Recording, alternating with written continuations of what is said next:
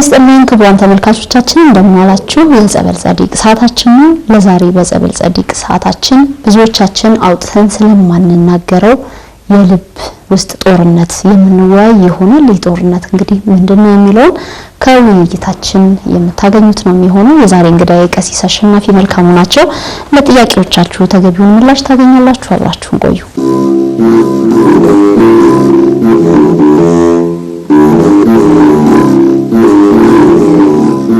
ቀሲስ እንግዳዬ ስለሆኑ እጅግ በጣም አድርጌ አመሰግናለሁ።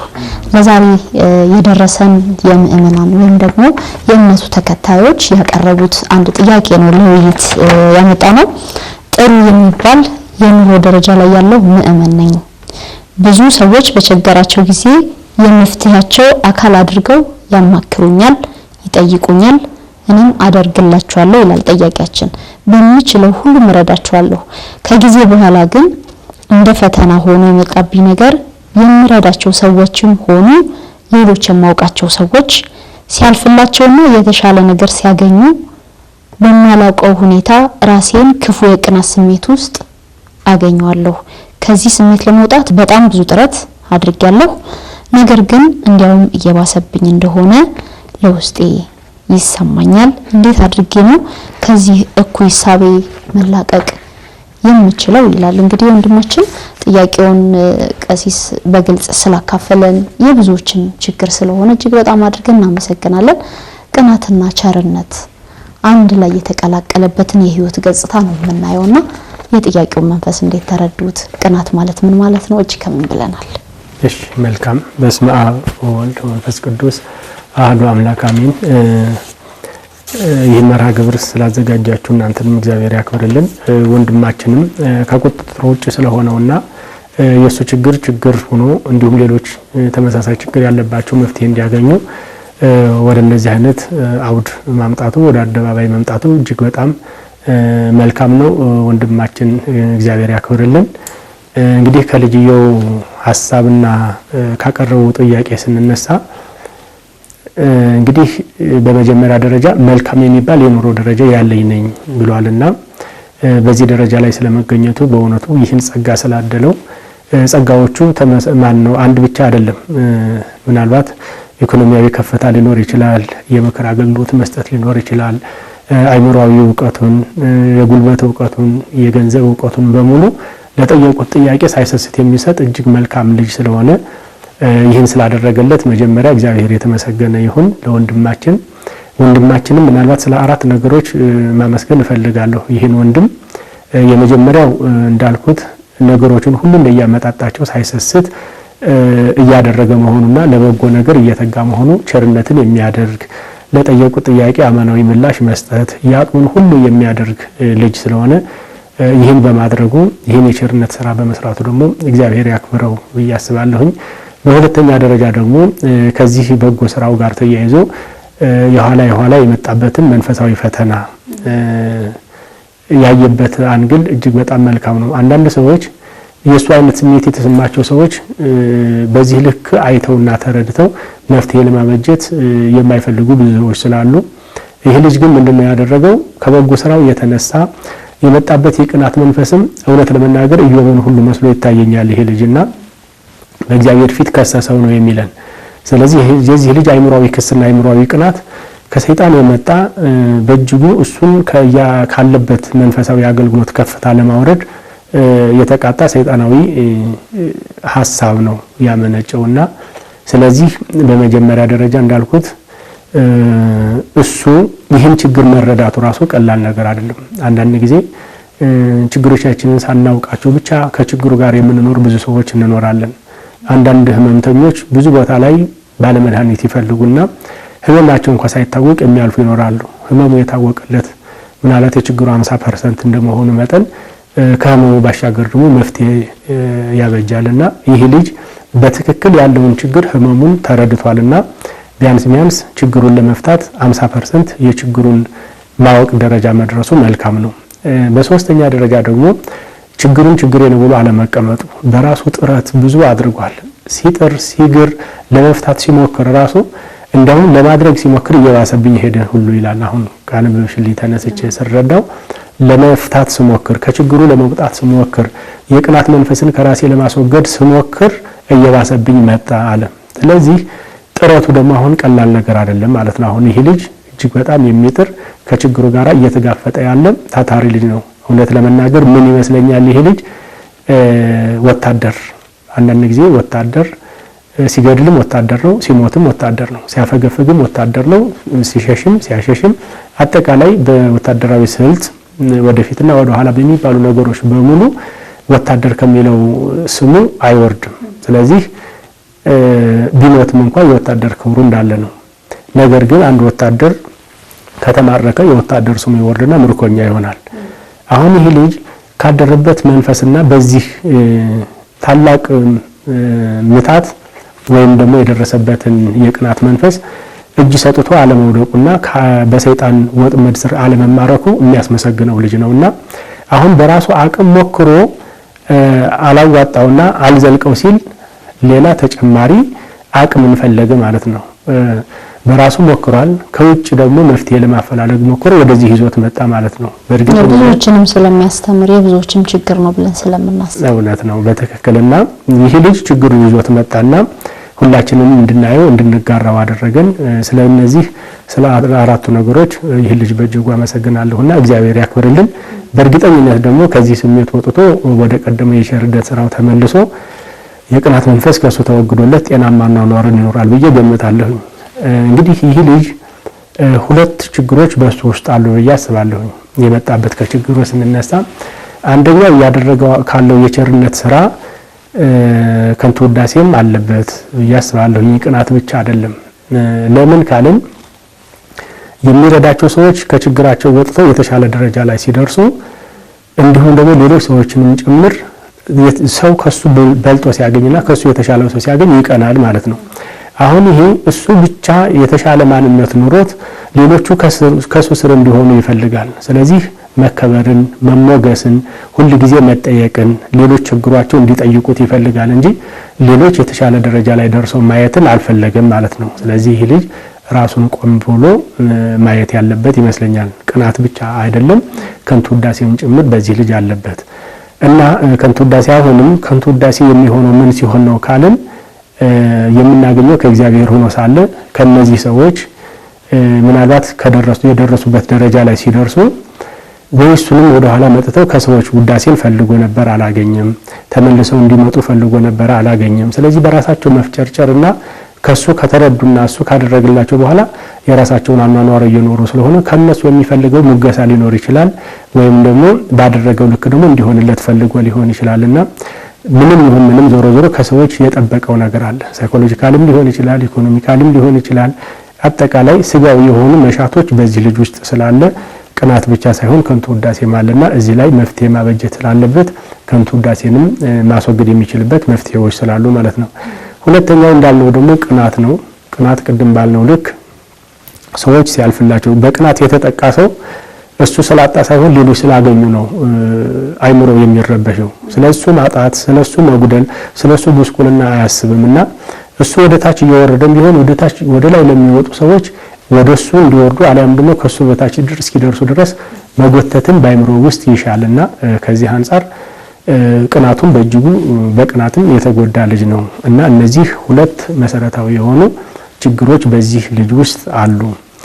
እንግዲህ ኖሮበትም ደግሞ እግዚአብሔር ይመስገን እንዳለው መፍትሄ ለማበጀት እየሞካከረ ስለሆነ ይህ ልጅ ከዚህ ስሜት በምን አይነት መልኩ መውጣት አለበት የሚለው ነው ለሱም የሚበጀው፣ ለጠያቂያችን ለሌሎች ሰሚዎችም የሚበጀው። በእንደዚህ አይነት ድርቅ የተመቱ በእንደዚህ አይነት ችግር ውስጥ ያሉ መፍትሄ ለማበጀት እየሞከሩ ከመፍትሄው ባሻገር ዝቅታ ከፍ ማለት ሲገባቸው ዝቅ እያሉ የሚሄዱ ሰዎች እነዚህ ነገሮች በተገቢ መንገድ ማየት ስላለባቸው የመጀመሪያው መፍትሄ ሊሆነው የሚገባው የዚህ ልጅ ባዶነቱን ማየት መረዳት አለበት።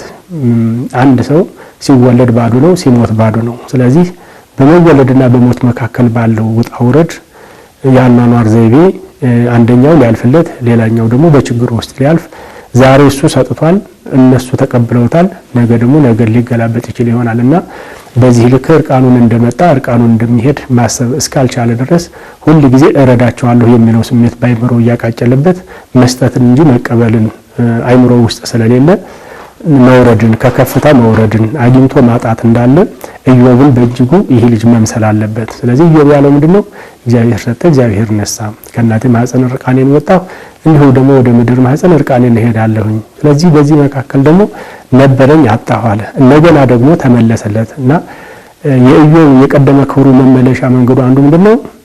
መጽናት፣ እግዚአብሔር እንደሰጠ እግዚአብሔር እንደነሳ ማመን፣ ባዶ መሆኑን መረዳት፣ ለጠየቁት ጥያቄ በሙሉ አማናዊ ምላሽ በመስጠት ስለሆነ ስለዚህ ከኢዮብ ጋር ይሄ ሰው አሁን ያልነውን ንግግር ማንጎራጎር አለበት። እግዚአብሔር ሰጠ እግዚአብሔር ነሳ በህይወት ውስጥ የሰጪነት ስሜት ብቻ እንዳይኖረው ማለት ነው እና ባዶነቱን ከተረዳ ምንስ እሰጣለሁ፣ ምንስ አለኝ፣ ምንስ ቸርነት አደርጋለሁ የሚለውን በተገቢው መንገድ ማሰብ መረዳት ይችላል። በሁለተኛ ደረጃ ደግሞ እርቃኑ መሆኑን በደንብ ከተረዳ ጸጋውን ደግሞ ማየት አለበት። አንዳንድ ጊዜ ጸጋዎቻችን ካልጠበቅናቸውና በተገቢው መንገድ ማስተዳደር ካልቻለን ጸጋም ይነሳል እና አሁን ይሄ ልጅ ጸጋውን በማጣትና እንዲሁ ደግሞ ጸጋውን በማቆየት ደረጃ ያለ ልጅ ነው ማለት ነው። እግዚአብሔር ይታደገው፣ እግዚአብሔር ይርዳው፣ መጨረሻው ያምራል ብዬ መገምታለሁ እንጂ አሁን ያለበት ደረጃ በቅናትና በከንቱ ውዳሴ መንፈስ ካለበት ከፍታ ሊያወርደው የሚችል ሰይጣን በእጅጉ እየፈተነው ያለ ልጅ ስለሆነ የኔ ጸጋ ምንድነው የሚለውን መረዳት ማወቅ አለበት። የገንዘብ ሀብት ከሆነ ቅድም እንዳልነው ባዶነትን ካሰበ ጸጋው ገንዘብ ከሆነ ምን ጊዜ መስጠትን፣ ስለዚህ ሌሎች ባዶ ናቸው፣ እሱ መስጠትን ይለማመዳል። ለአዳም የተሰጠው የመጀመሪያው ጸጋ ጸበለስን ከበላ በኋላ እርቃንነት ነውና የመጣው ይሄ ልጅ ነገ ከነገ ወዲያ ከጸጋው ወርዶ ዛሬ በሰጠበት እጁ ነገ እንዳይለምን ነገ እንዳይጠይቅ በደንብ አድርጎ ጸጋውን መረዳት አለበትና አይምሮን ከጥቅናት መንፈስ አውጥቶ ሊቀበል እንደሚችል እጆቹ ለምጽዋት ሊዘረጉ እንደሚችሉ ዛሬ የሰጣቸው ሰዎች ነገ ሊሰጡት እንደሚችሉ በተገቢው መንገድ መረዳት አለበት ብዬ አስባለሁኝና እንግዲህ ይሄን እና የመሳሰለውን ይሄ ልጅ መጠበቅ ከቻለ ራስን በተገቢው መንገድ ካሰበ እንዲሁ ለሚሰጣቸው ሰዎች ደግሞ ምድራዊ ብድራትንና ምድራዊ የሆነውን ነገር ከሰዎች በፍጹም መሻት የለበትም። ስለዚህ በሰማይ ከእግዚአብሔር የሆነውን መዝገቡ ባለበት ልቡ አለበትና የማቴዎስ ወንጌል ምዕራፍ 6ን የምናገኘው ስጦታዎቻችን ሁሉ በድብቅ እንዲሆኑ ቀኛችን የሰጠውን ግራችን እንዳያውቀው ጌታችን ኢየሱስ ክርስቶስ ያዘዘበት መሰረታዊ ምስጢር ምናልባት ስለ ሁለት ነገሮች ነው ብዬ አስባለሁ። አንዳንድ ጊዜ ምጽዋታችሁን ሁሉ ስጦታችሁን በሙሉ ጸሐፍት ፈሪሳውያን በመስጠታቸው እንዲከብሩ ከሰዎች ከንቱ ውዳሴን እንዲያገኙ በግልጽ ያደርጉ ነበር። እናንተ ግን ስጦታዎቻችሁን ሁሉ ምጽዋታችሁን ሁሉ በድብቅ አድርጉ፣ በድብቅ ያየና የተቀበለ አምላካችሁ በግልጽ ስለሚሰጣችሁ ይላል።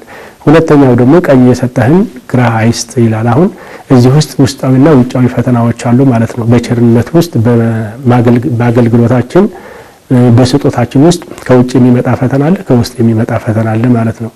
በግልጽ አታደርገው ሲል አሁን ሌሎች እንዲከበሩ የሚያደርጉትን ከሌሎች ሶስተኛ ወገንና ምድራዊ ፍላጎት ከንቱ ውዳሴ እንዲመጣ ሰዎች ሲያደርጉት አንተ ግን በድብቅ ስጥ ሲለን ነውና ስለዚህ ሰዎች ሳያዩን የምናደርገው ከሰዎች የሚመጣውን ከንቱ ውዳሴ ለመሸሽ እንድንችል ነው። ከውስጥ ቀኝ የሰጠውን ግራ አይወቀው ያለን ደግሞ ምናልባት ከውስጥ ፍላጎቶቻችን ጋር ተይዞ አሁን የዚህ ልጅ ችግር ከውስጥ የመነጨ ችግር ነው። ራሱ ከራሱ ጋር ነው አሁን እየታገለ ያለውና አይምሮ እያሰበ ያለው የእነዚህን ሰዎች መስጠቱንና መስጠቱን ብቻ ነው። ሰጥቻቸዋለሁ፣ አድርጌላቸዋለሁ፣ ያቅሜ እንዲህ አድርጌላቸዋለሁ የሚል የአድራጊነት ስሜት ብቻ ነው ያለው እሱ ውስጥ ማለት ነው። ስለዚህ የሰጠው ያደረገው የሰዎችን መሰረታዊ ችግር ለመፍታት ነው ወይስ ደግሞ ከነሱ ምድራዊ ፍላጎትን በመሻት ነው የሚለውን በደንብ ማየት አለበትና ሁሉ ጊዜ እኔም ማሰባት አንዲት ቃል አለች። የሐዋርያ ሥራ ምዕራፍ 3 አካባቢ ቅዱስ ጴጥሮስና ቅዱስ ዮሐንስ ወደ ቤተ መቅደስ በ9 ሰዓት ለአገልግሎት ሲሄዱ ነበርና አንድ እግር የሌለው ምጽዋተኛ ከመንገድ ላይ ሆኖ በእጅጉ ይለምናል እና ብዙ ሰዎች ከነሱ በፊት ይሄዱ ከዛ በፊት የነበሩት ስጦታዎች በሙሉ ሽርፍራፊ ሳንቲሞችን እየሰጡ ይሄዱ ነበርና ብዙ ሰዎች ይህን ብቻ ነው ሰውየው በህይወቱ እንዲህ ያለ ህይወቱ ማለፉን አምኖበት ጸጋዬ መለመን ነው ብቻ ብሎ አምኖበት የኖረ ይህ ልጅ ቅዱስ ጴጥሮስና ቅዱስ ዮሐንስ ሲመጡ እንደሌላው ሁሉ ልመናውን ድምጹን ከፍ አድርጎ እጆቹን ያውለበለበ መልመን ጀመረና ቅዱስ ጴጥሮስ መጀመሪያ ትኩር ብሎ ነው ያየው ማለት ነው እና ይህ ልጅም ትኩር ብሎ የሚያይን እንዲኖረው ስለምፈልግ ነው ይሄን ምሳሌ ያነሳሁት። ትኩር ብሎ ሲመለከተው ይሄ ሰው የሚያስፈልገው ገንዘብ አይደለም። ስለዚህ መራመድ ቢችል ልምሾ የሆኑ እግሮቹ ቢስተካከሉና መቆም ቢችል ሰርቶ ጥሮ ግሮ መኖር ራሱን ማስተዳደር ይችላል ማለት ነው። ስለዚህ ቅዱስ ጴጥሮስ ሲያይ ያንን ነው የተገነዘበው ማለት ነው። ከዛ በኋላስ እሱ ሲያይ ችግሩን መሰረታዊ ችግሩን መፍታት ፈለገ ማለት ነው። የምትፈታለት አካል ደግሞ መሰረታዊ የሆነውን ችግሩን ቢፈታለት ትኩር ለማየት አለበት። ምናልባት ከምድራዊውና ከስጋዊው አመለካከትና አስተሳሰብ መውጣት አለበትና ያንን ልጅ ቅዱስ ጴጥሮስ ምን ያዘዘው? ትኩር ብለህ እየን አለው ማለት ነው። ትኩር ብለህ እየን ያለው ምንድነው? የሚሰጡትን የጸጋ ስጦታ እንዲቀበል እንዳያጉረመርም፣ በትክክልም ሊሰጠው የሚችለውን መቀበል የሚችልበት ስነልቦናዊ የሆነ ዝግጁት እንዲኖረው ለማድረግ ከገንዘብ አስተሳሰብ አይምሮ እንዲወርድ ትኩር ብለህ እየን አለው። ትኩር ብሎ ተመለከተ። አሁን ሲመለከት ያ ሰው ምንድነው እያየ ያለው? ከሽርፍራፊ ሳንቲምና ከዛ በፊት የሰጡት አይነት ሰዎች አሰጣጥ እንዳልሆነ ተረዳ። ስለዚህ ከነሱ የሆነውን ነገር ለመቀበል ልቦናውን አዘጋጀ ማለት ነው። የምንሰጥህ የለም፣ በል በጌታችንና በመድኃኒታችን በኢየሱስ ክርስቶስ ስም ተነሳና ተመላለስ አሉትና ይህ ሰው ተነስቶ ዘለለ ይላል። እግዚአብሔር የተመሰገነ ይሁን። አሁን ሰዎችን በዚህ ልክ እንዲዘሉ ነው ከመሰረታዊ የሆነ ችግራቸው ወጥተው መሰረታዊ መፍትሄ ነው ማበጀት ያለብን ስለ ሰዎች። ይህ ሰው መዝለል ብቻ አይደለም። ይህን ሰው ካዳኑ በኋላ ወደ ቤተ መቅደሱ ገቡ። ወደ ቤተ መቅደሱ ሲሄዱ ከኋላቸው እየዘለለ አብሯቸው ገባ ነው የሚለን። አየሽ፣ አሁን ይህን ሰው ከውጭ ነው ለዘመናት ብዙ ሰዎች ሽርፍራፊ ሳንቲም እየሰጡ ያቆዩት ማለት ነው። ወደ ቤተ መቅደሱ ግን መሰረታዊ የሆነውን ችግር ፈትተንለት ከቤተ መቅደሱ ገብቶ እግዚአብሔር እንዲያገለግል ማድረግ ግን ይቻላል ማለት ነውና አሁን ይሄ ልጅ አንደኛ ሲጀመር የነ ቅዱስ ጴጥሮስ አይነት ጸጋ አለው ብለን እንውሰድ። በነገራችን ላይ የሰዎችን ችግር የመፍታት አቅም አለው። ምክንያቱም የአባቶች በረከት በእኛ ላይ አድሮ በየዘመኑ ለሚፈጠረው ችግር መፍትሄ ማበጀት ስላለብንና ይሄ ልጅም አሁን የብዙ ሰዎችን ችግር እየፈታ ስለሆነ የቅዱሳኑ በረከት በሱ ላይ አለና ይህን በረከት ግን እንዳልነው ማጣት ስለሌለበት ሰዎች ላይ ምንድነው ማድረግ ያለብን? ለሰጠነው ስጦታ ምድራዊ ምላሽ ነው ወይስ ደግሞ የሰዎችን መሰረታዊ ችግር ፈትተን እነዚህ ሰዎች እኛ ጋር ወደ ቤተ መቅደሱ እንዲሄዱ ነው ማድረግ ያለብን የሚለው መታየት አለበትና አሁን ይሄ ልጅ ካሁን በኋላ ለሚያደርገው ስራ እነ ቅዱስ ጴጥሮስና ቅዱስ ዮሐንስን አብነት አድርጎ ላደረገላቸው ሰዎች ሲዘሉ ማየት ነው ያለበት። አሁን የተሻለ ደረጃ ላይ ሲደርሱ ከሱ ጥያቄ ወጥተው ራሳቸውን ማስተዳደር ራሳቸውን መሆን ሲችሉ የቅናት መንፈስ ሳይሆን መምጣት ያለበት የደስታ መንፈስ። እግዚአብሔር ሆይ ይህን በእኔ ላይ ስላደረግክ አመሰግንሃለሁ። የእነዚህ ሰዎች እዚህ መድረስ የኔ ትንሿ አሻራ አለችና ይህን ስላደረክልኝ አመሰግንሃለሁ። የሰዎችን ችግር እንደፈታ ስላደረግክ አመሰግናለሁ ማለት ስለሚገባ ይህ ልጅ አመስጋኝ መሆን አለበትና እነ ቅዱስ ጴጥሮስ ይህን አድርገዋል። እኛም ደግሞ የሰዎችን ከምድራዊ ፍላጎትና ከምድራዊ መሻት በዘለለ ሰማያዊ የሆነውን ክብር ለማግኘት የሰራዎችን መሰረታዊ ችግር ፈትተን በእነሱ ደስ እንዲለን ማድረግ ያስፈልጋል የሚል ሐሳብ አለኝ። መልካም ልክ ነው ቀሲስ። ከዚሁ ጋር ተያይዞ እንግዲህ ምናልባት አንዳንድ ጊዜ በበጎ ነገር ቅኑ ሲባል እንሰማለን። ምናልባት ቅናት በራሱ አይነት ይኖረው ይሆን? ጥሩ ጥያቄ ነው። መልካም ነው። እንግዲህ ሁለት አይነት ቅናቶች አሉ። መንፈሳዊ ቅናትና ስጋዊ ቅናት ብለን ብንከፍላቸው እንችላለንና መንፈሳዊ ቅናት የምንለው ቅድም እንዳለው እንደነ ቅዱስ ጴጥሮስ አይነት ቅናት ነው። ሰዎች ሲዘሉ አይተን መደሰት፣ ወደ ቤተ መቅደሱ እንዲመጡ እኛ ያየነውን እንዲያዩ፣ እኛ እግዚአብሔርን ስናገለግል ሰዎችም እንዲያገለግሉ ማድረግ ከሚያደርጉ ሰዎች ሲነሳ ማለት ነው ቅናት። ከእንደዚህ አይነት ልጅ ሰዎች ሲነሳ እኛ ባደረግነው ነገር ሰዎች ደስ ሲላቸው መንፈሳዊ ቅናት ውስጣችን ሐሴት ማድረግ አለብን። ምናልባት ግን በመንፈሳዊ ቅናት ደግሞ የሚቀበሉ ሰዎች፣ ጎዶሎ ያላቸው ሰዎች፣ ማድረግ ያልቻሉ ሰዎች በተደረገላቸው ሰዎች ቤተክርስቲያን ስለሄዱ መቅናት፣ በጎ ስራ ስለሰሩ መቅናት። አሁን የዚህ ልጅ እውነት ለመናገር በግሌ ደስ ብሎኛል። አድራጎቱ በሙሉ ህይወቱ በሙሉ የሰዎችን ችግር መፍታት ምን ነው እሱን በሆንኩኝ እያልኩኝ ያስባለሁኝና ይሄን ሁሉ አሁን እኔ በዚህ ልጅ ምን አይነት ቅናት ቀናሁ? መንፈሳዊ ቅናት ቀናሁበት ማለት ነው። ያለውን ነገር በሙሉ ቸርነትን እያደረገ ችግርን እየፈታ ያለ ሰው ነውና የሰዎችን ችግር ለመፍታት እኔም እንዲህ በሆንኩኝ የሚል በጎ ምላሽ ሊያሰጥ የሚችልና እግዚአብሔር የሚቀበለው ሰዎችም የሚደሰቱበት እኛም የምንረካበት መንፈሳዊ ቅናት ይኖራል። በእኛ በሰዎችና በእግዚአብሔር መካከል ሶስት ጉልቻ ልንለው እንችላለንና እነዚህ ነገሮች ሲወዳጁ መንፈሳዊ ቅናት፣ በጎ ቅናት፣ ለበጎ ነገር መነሳሳት። የቤት ቅናት አቃጠለኝ ያለው እኮ ቅዱስ ዳዊት ለዚህ ሆነውና እግዚአብሔር ቤት ሲያምር ጥሩ ነገርም ስንመለከት ሁሉ ደስ የሚል መንፈሳዊ ቅናት የሚያድርብን ከዚሁ ጋር የተያያዘ ስለሆነ መንፈሳዊ ቅናት ራሱን የቻለና በጎ ነው ብለን እንወስደዋለን። የዚህ ልጅ የተፈቀደ ነው፣ እግዚአብሔር የፈቀደው ነው። ስለዚህ በዚህ ልክ በጎ ያልሆነውና ስጋዊ ቅናት ሰዎች የተሻለ ደረጃ ላይ ሲደርሱ ለምን ደረሱ ብለን እንደተባለው እኛ ዝቅ ብለንም ቢሆን ሰዎች ከፍ ሲሉ ለምን ከኛ በላይ ሆኑና በዚህ ከፍታ ደረጃ ላይ ሆኑ እነሱ ማውረድ አለባቸው ነው። ይሄ ጤናማ ያልሆነው ቅናት የሰዎችን ከፍታ ማውረድ፣ የሰዎችን ደስታ መንሳት፣ ሰዎች በእነሱ ዛቢያ ውስጥ ሲሽከረከሩ ጤናማ የሆኑ አኗኗርን ሲኖሩ እኛ ጣልቃ ገብተን ከዛ ህይወት ውስጥ እንዲወጡ ማድረግ። ቅናት እኮ ነው የብዙ ህይወትን የብዙ ሰዎችን በመተትና መሰል ችግሮች ተብትቦ ያዘ በየጸበሉ ብዙ ሰዎች ሲለፈልፉ የምንመለከተው። ምን አደረክ ሲባል እኮ በቃ እሱ የተሻለ አኗኗር ስለሚኖር እኔ እሱን መሆን ስላልቻልኩኝ እሱ ደግሞ ዝቅ ማለት አለበት ተብሎ ሁሉ የምንሰማቸው ነገሮች ከዚሁ ጋር የተያያዙ ስለሆኑ በጎ ያልሆነው ቅናት ይሄ ልጅ መንፈሱ እየተረበሸ ያለው በጎ ቅናት ስላልሆነ፣ በጎ ያልሆኑ ቅናቶች በተለይ እንዲህ ስጋዊ ቅናቶች እኛነታችን ነው መጀመሪያ የሚያቃጥሉን። ቅናቱ እኛነታችንን ስጋዊ የሆኑ ጤናማ ያልሆነ ጤናችንን ያውኩናል፣ መንፈሳችንን ያውኩናል፣ ከእግዚአብሔር ጋር ያለህን ህብረት የተበጠሰ ይመስለናል። ስለዚህ ነገሮች በሙሉ በተቃርኖ ስለምንጓዛቸው ተስፋ እየቆረጥንና የሰይጣን ተልእኮ አስፈጻሚ ወደ መሆን ደረጃ ስለምንደርስ ይህ ቅናት የምንለው የጥንተ ጠላታችን የዲያብሎስ ልጅ መሆን ነው። አዳም እኮ ርስት ኢየሩሳሌም ሰማያዊት የሱ ስለሆነች ነው አይደል? ለምን እኔ ወደ ታች ወርጄ እሱ ለምን እዚህ ቦታ ላይ በምትኬ ይቀመጣል የሚል እኮ ሰይጣናዊ የሆነው ቅናት ነው። እንግዲህ በዚህ ልክ አዳምን ወደ ምድር አምጥቶ ካንተ የተነሳ ምድር የተረገመች ትሁን የተባለበት በኦሪት ዘፍጥረት ምዕራፍ 3 የምናነበው አሳራችን የምንበላው ከከፍታችን የወረድነው ጸጋችን የተገፈፈው ሰይጣን ቀንቶ ነው። በትንቢተ ኢዮብም የምናገኘው እሱ ነው። በእግዚአብሔር ፊት ቀረበ። ለምን? ኢዮብ ወደ እግዚአብሔር ስለቀረበና በበጎ ስራ እየተዋጃ አኗኗር ነው እየኖረ ስለሆነ ሰይጣን ቀናበት ይላልና ምናልባት መንፈሳዊና ሰይጣናዊ ቅናት ብለንም መፈረጅ እንችላለን። ዞሮ ዞሮ ምንም ይሁን ምንም ይሄ ልጅ የደረሰበት ይሄ አይነት ቅናት ስለሆነ ከዚህ ወጥቶ በእርግጠኝነት ስላደረገላቸው ሰዎችም ሐሴት እያደረገ ጌታው የተመስገን እያለ ይኖራል ብዬ ገምታለሁ።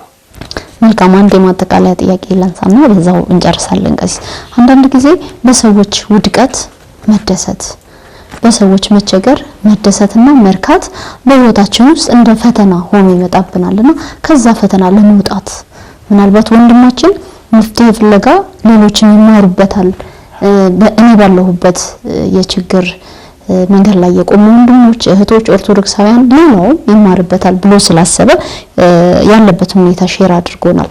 ነገር ግን ያላወጣ ነው የምንናገረው፣ ግን ደግሞ ውስጣችንን የሚገፋን ሌላው ሲያገኝ፣ ሌላው ሲለወጥ፣ ሌላው ሲቆርብ የሚቀና ሰው እኮ አለ።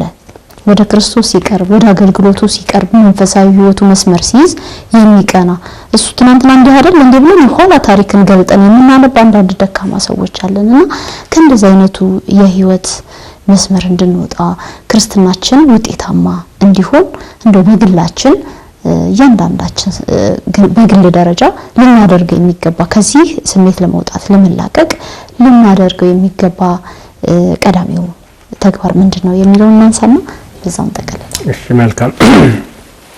እንግዲህ በዚህ ምድር እስካለን ድረስ ሰው ከሰው ጋር ነው፣ አኗኗራችን ሁለመናው ከሰዎች ጋር ነውና እንደተባለው ትናንት የኋላ ታሪካቸው ጉስቁልና የነበረ ሰዎች ዛሬ ከኛ ቀድሞ ሲሄዱ ለምን ከኛ የተሻለ ሆነ ብለን የኋላ ታሪክን መዘን ጉስቁልናቸውንና ዝቅታቸውን የምናተሰጋባ በአንድም በሌላ መንገድ እነሱን ጠልፎን ለመጣል የሚደረጉ ሩጫዎች በተለይ በዚህ ዘመን በእጅጉ ጎልቶ የምናየው ችግር ስለሆነ እንደ አይነት ችግር ያለባቸው ሰዎች በቅናት መንፈስ የታጠሩና የተያዙ ሰዎች ከዚህ የቅናት መንፈስና ከእንደዚህ አይነት ሰይጣናዊ የሆነ መንፈስ እንዴት ራሳቸውን ሊያገሉ፣ ራሳቸውን ሊያሻሽሉ፣ ራሳቸውን ከዚህ ወጥተው ጤናማ የሆነው የእግዚአብሔር ልጅነትን እንዴት ያገኛሉ ካልን እንግዲህ እንደተባለው ቀደም ለመነካካት እንደተሞከረው የመጀመሪያው ራስን ማየት ነው የሚሆነው።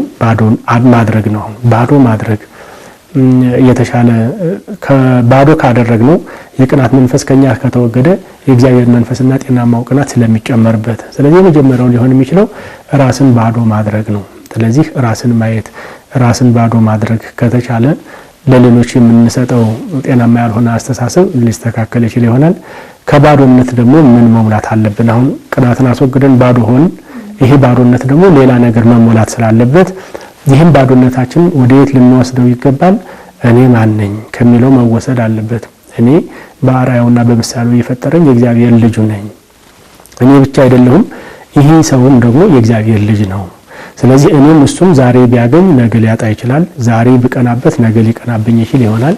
ስለዚህ ባደረኩትና በሰፈርኩት ልክ ሊሰፈር ስለሚችል እሱም ሰው እንደመሆኑ መጠን መውደቅና መነሳት ሊኖር ይችላል፣ ማግኘትና ማጣትም ሊኖር ይችላል። ስለዚህ እሱ የሄደበትን መንገድ ወይም ደግሞ እሱ የተሻለ ደረጃ ላይ የደረሰበትን መንገድ ጤናማ በሆነ ቅናት ደግሞ መቀየር ማለት ነው። ያ ባዶ ካደረግነው በኋላ ሰይጣናዊ የሆነውን ከኛ ካስወገድን በኋላ ራሳችንንም በመንፈሳዊ ቅናት ውስጥ ማስገባት። ለምሳሌ ሰውየው የደረሰበት መንገድ ጥሮ ግሮ ከሆነ ጥረህ ግረህ ብላ ተብለናልና እሱ የሄደበትን መንፈሳዊ ቅናት በዛ ልክ ለመሄድ መሞከር ነው። የደረሰበት ደረጃ ላይ ለመሄድ መፍጨርጨር ነው። ምናልባት ምክረ ሀሳብና ተሞክሮም ደግሞ ከሱ ሼር የምናደርግበት ምክንያቶች ካሉ ወደሱ ቀረብ ብንልና ወንድሜ ሆይ እዚህ የደረስክበትን ምስጢሩን ንገረን፣ ስለዚህ እኔም እንዲህ መሆን እፈልጋለሁ ወደሚል ደረጃ ጤናማ የሆነ ግንኙነት እንዲኖሩ ማድረግ ይጠበቃል። ሌላው ይህን እያደረግን ስንሄድ ደግሞ አሁንም ሰይጣን ሊፈትነን ስለሚችል ወደ ኋላም እንዳይጎተተን ምስጢራትን መፈጸም። በተለይ ወደ ንስሐ ሕይወት ከቀረብን ራሳችንን ባዶ የምናደርገው ያ ጤናማ ያልሆነው ከኛ ላይ የሚወገድልን ሰይጣናዊ አስተሳሰብና ይህ ኃጢአት ነው። አንዱ ቅናት ራሱ ኃጢአት ነው። ንስሐ ስንገባ ነው ባዶ የምናደርገውና በየጊዜው ንስሐ መግባትን፣ ቅዱስ ሥጋውና ክቡር ደሙን መቀበልን፣ በተለይ ደግሞ ገዳማት አካባቢ ሄደን የገዳማትን እንዲሁም ደግሞ የአብያተ ክርስቲያናትን በረከት ጥንታውያን ገዳማት እነሱ ላይ የምናገኘው በረከት አለና እዛ አካባቢ ሄደን ስለትን ተስለን ከዚህ ጤናማ ያልሆነ አስተሳሰብ እንድንወጣ ከእግዚአብሔር ጋር ጥሩ መወዳጀት እንዲኖረን ያስፈልጋልና ዞሮ አንድ ሰው ራሱን ማየት፣ ራሱን መረዳት፣ ራሱን ወደ ተሻለ ከፍታ ማሳደግና ሕይወቱን በሙሉ ከእግዚአብሔር ጋር ማኖር ሲችል ወደ ጎን ከሰዎች ጋር የሚኖረውን ግንኙነት ፍቅረ ቢጽ የሚባለውን የሰዎችን ፍቅር ከእግዚአብሔር ፍቅር የተነሳ ሊያገኘው ይችላልና ፍቅረ እግዚአብሔርን ያስቀድማል። ፍቅረ ቢጽ ይቀጥላል። ከዛ በኋላ ጤናማ የሆነ አኗኗር ሊኖር ስለሚችል በግላቸው በዚህ ደረጃ ላይ መጣር መጋር አለባቸው። አሁን ከዚህ ስሜት ለመውጣት አሁን ይህ ልጅም በእርግጠኝነት ምን አይነት ጥረት እንዳደረገ ባላውቅም በግሉ ያደረጋቸው ብዙ ጥረቶች አሉ ማለት ነው። አሁን እነዛ ጥረቶች በሙሉ በእርግጠኝነት ያው ራሱን ከመብሰልሰል በዘለለ ምስጢራትን በመፈጸምና ወደ ገዳማት አካባቢ ሄዶ ሱባኤ በመያዝ በእንደዚህ አይነት መልኩ አድርጎታል ብዬ አልገምትም። ዝም ብሎ ብቻ ከመንፈሱ ጋር በመረበሽ መንፈሱን ጤናማ ለማድረግ በሚደረግ ምኞት ብቻ የሞከረ ልጅ ይመስለኛልና ከዛ ውጪ እንደ አይነት የግል ጥረቶች ያስፈልጋሉ። የግል ጥረታችን ደግሞ አሁንም ውጤታማ ሊሆንም ላይሆንም ይችላል። ስለዚህ ተስፋ ሳንቆርጥ ወደ አባቶች ቀርበን ወደ ንስሐ አባት የመጀመሪያው የንስሐ አባት ድርሻ ስላለው እንዲህ አይነት ጭንቀትና እንዲህ አይነት ችግሮች ሲኖሩ ወደ ንስሐ አባት ቀርበን የንስሐ አባትን ምክረ ሀሳብ መቀበል ያስፈልጋል። ቃሲስ ምናልባት ካነሱት አይቀር እየተቀለለን ስለሆነ በዛው አብረው እንዳነሱት ብዬ ነው። ምናልባት በዚህ መንገድ ሄደን የጎዳናቸው ሰዎች ካሉስ አሁን ይህን ዝግጅታችን እየተከታተሉ ያሉ ተመልካቾች በጸጸት ውስጥ ሆነው ባደረጉት ነገር አዝነው የሚያዩ ሰዎች ስለሚኖሩ በዛው የጥቆማ አቅጣጫ ለማሳየት ስለሚጠቅም ምን ያድርጉ? አዎ በጣም ጥሩ ነው። በንስሐ ሕይወት ውስጥ ጾም፣ ጸሎት፣ ስግደት፣ ምጽዋት፣ ፍቅር የሚባሉ አሉ። አምስተኛው ፍቅር ነው። ወሳኙ ደግሞ እሱ ነው። እኔም እንደ ንስሐ አባት አገልጋይነቴ አምስቱን የንስሐ መርሆች በተገቢው መንገድ ለመስጠት እሞክራለሁኝና እነዚህ ጾም፣ ጸሎት፣ ስግደት፣ ምጽዋት ድረስ ያሉት የተለመዱ ናቸው። በተለይ ፍቅር ላይ ግን እንደው ሰዎችም እንዲረዱት የምፈልገው እኔም ከተሞክሮ የወሰድኩት ስለሆነ እገሌ የተባለው ሰው አስቀይሞኛል፣ በእጅጉ ጎድቶኛል፣ እግዚአብሔር ባይኖር ኖሮ ገሎኛል የሚሉ ሰዎች አሉና የነዚህን ሰዎች በንስሐ ስርዓት ውስጥ ምንድነው የምናደርገው? ሁለት ዙር አለው። የመጀመሪያው 21 ቀን ንስሐ ተሰጥቶት ከሆነ በ21 ቀኑ ውስጥ እግዚአብሔር አምላኬ ሆይ ያስቀየመኝንና የተቀየምኩትን ሰው ይቅር በለው ከነሱ ይጀምራል ማለት ነው። እኔም ደግሞ ይቅር በለኝ፣ ንጹህ ልብን ስጠው፣ ለኔም ንጹህ ልብን ስጠኝ ብለው መጸለይ ያለባቸው። ይሄ እስካልሆነ ድረስ ንስሐው አይሰምርም ማለት ነው። ይህን ለማድረግ ቀሲስ በእጅጉ ቸገራለሁ፣ ስሙ ራሱ ስጠራው ያንገሸግሸኛል፣ ህሊናዬ ሊቀበለው አይችልም ከስሙ ከሰውየው ስም ጋር ተያይዞ ራሱ ሰውየውን ሳስበው ችግሩ ትዝ ይለኝና ህሊናዬ ይረበሻል በፍጹም ይሄን ማድረግ አልችልም የሚሉ ሰዎች አሉ ይሄ ካልሆነ ደግሞ ንስሐው ፍሬያማ ስላልሆነ ምንድነው የምናደርገው በጭራሽ ሳይጀመር ሳይነካ ማለፍም ስለሌለበት አድርጉት ነው አስገዳጅ የሆነ የንስሐ አባት አገልግሎት ነው ይሄኛውና የሚገርመውና ውጤቱም ደግሞ ስመዝነው ቢበዛ 3-4 ቀን አካባቢ ነው ያ የዛ ሰው ስሙ እንኳን የሚመራቸው ከ4 ቀን በኋላ ግን አንደኛው የንስሐው ፍሬ አለ ሁለተኛ ንስሐ ደግሞ ከኃጢአት መንጻትና ወደ እግዚአብሔር ልጅነት ማደግ ስለሆነ እግዚአብሔር መንፈስ ቅዱስ እየቀረበ ሲሄድ ያጣላና ያራራቀ ሰይጣን እየራቀ ሲሄድ የሰውየው ስም እየጣፈጠ ይሄዳል ማለት ነው ከ5 ቀን በላይ አይቆይም እውነት ለመናገርና ከዛ በኋላ እንዲህ የመጀመሪያው ዙር በጸሎታቸው 21 ቀን ሙሉ ጠዋትና ማታ ሲጸልዩ